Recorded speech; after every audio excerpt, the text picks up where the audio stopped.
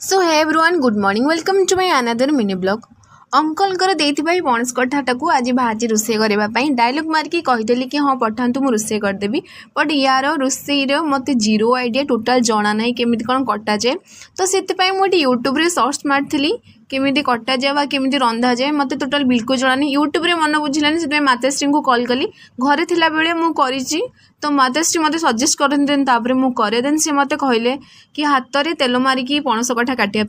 हाथ में ओठा लगभग तापर मत से कहते कि पणस कठार लुण पकई सिझेदेबू जेहेतु कषा पानी बाहर जीव देन तापर मुझे सब सिझे सारापर वाटर हिटर सिझे देती कारण गैस सरीज ना से देन तापर मुझे सब इनग्रेडिएंट पकईकि रोसे करदेली रोसेटा एत भल होता के खराब होता चलो देन ताको खाई सारा परे मुझे पलैली इवनिंग रे मार्केट